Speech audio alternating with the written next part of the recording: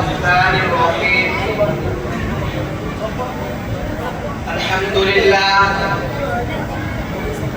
لله نحمده ونستعينه ونستغفره ونؤمن به ونتوكل عليه ونعوذ بالله من شرور أنفسنا ومن سيئات أعمالنا من يهده الله فلا مضل له ومن يضلله فلا هادي له وأشهد أن لا إله إلا الله وحده لا شريك له وأشهد أن سيدنا ونبينا محمدا عبده ورسوله وعلى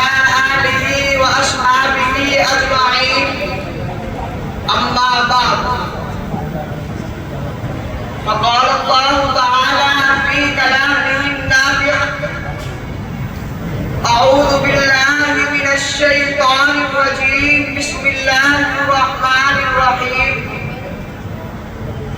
لو أنزلنا هذا القرآن على جبل لرأيته خاشعا متصدعا من خشية الله وقال رسول الله صلى الله عليه وسلم اقرأوا القرآن فإنه يأتي يوم القيامة شفيعا لأصحابه أو كما قال عليه الصلاة والسلام سب سے بڑی عطا خدائے کریم کی وہ دولت ہے جو ہم کو دی قرآن کریم کی اس کی مثال چاہے تو حشر تک نہ پائے پڑھتے رہے جو اس کو دور ہو ان کی بلائیں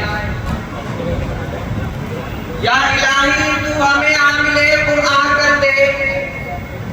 پھر نئے سرے سے مسلمان کو مسلمان کر دے وہ پیغمبر جسے سرتاج رسول کہتے ہیں وہ پیغمبر جسے سرتاج رسول کہتے ہیں اس کی امت کو ذرا میں قرآن کر دے محترم بزرگان دین اسٹیج پر آنے والا شخص یا تو بڑا ہوتا ہے جو چھوٹوں کو پند و نصیحت کرنے آتا ہے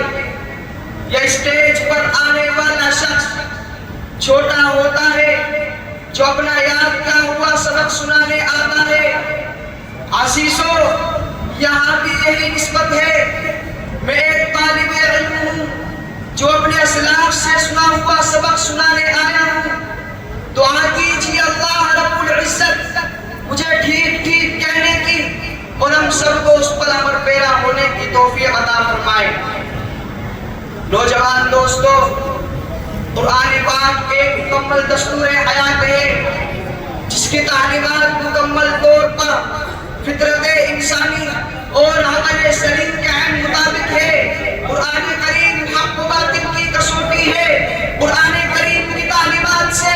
عرب قوم ایسی طاقتور ہو گئی کہ اس کے آگے کیسر اور کسرا روم فارس سب سرنگو ہو گئے اور کیوں نہ ہوتے یحکم الحاکمین کا کلام ہے سلطان السلاطین کا فرمان ہے صدوت و جبروت والے بادشاہ کا قانون ہے جس کی ہمسری آج تک نہ کسی بڑے سے بڑے آدمی سے ہوئی اور نہ ہی ہو سکتی ہے اسی طرح کسی انسان کا کلام اللہ کے کلام کا بھی مقابلہ نہیں کر سکتا نبی صلی اللہ علیہ وسلم کا فرمان ہے فضل کلام اللہ علی سائر کلام تو فضل اللہ علی سائر خلق یہی تو وجہ تھی کہ جب حضرت اکرامہ رضی اللہ تعالیٰ عنہ کلام پاک کو تلاوت کے لیے کھولتے تھے تو بے ہوش ہو کر گر جایا کرتے تھے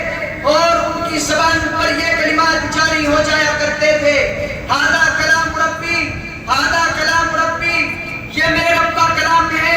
یہ میرے رب کا کلام ہے میں اس کو اپنی زبان سے کیسے ادا کر سکتا ہوں یہی وہ کتاب ہدایت ہے جس کے نازل ہونے کی خوشخبری تمام سابقہ انبیاء علیہ السلام نے دی یہی وہ خدائی کلام ہے جو لوح محفوظ میں تحریر ہے اور جس کی حفاظت پر مقرر ترین فرشتے معمور ہیں یہی وہ آسمانی دستور حیات ہے جو کبھی مٹایا نہیں جا سکتا یہی وہ قرآن ہے جس کے وزن کو اٹھانے سے زمین و آسمان اور پہاڑوں کی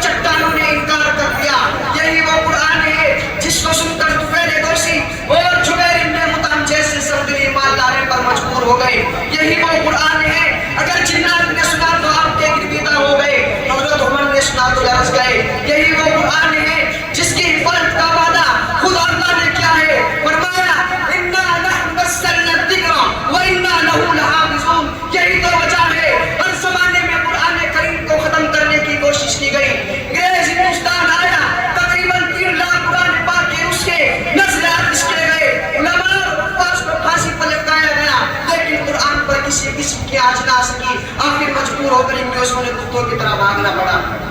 فانوس بن کے جس کی حفاظت ہوا کرے، فانوس بن کے جس کی حفاظت ہوا کرے، وہ شمع کیا مجھے جسے روشن خدا کرے.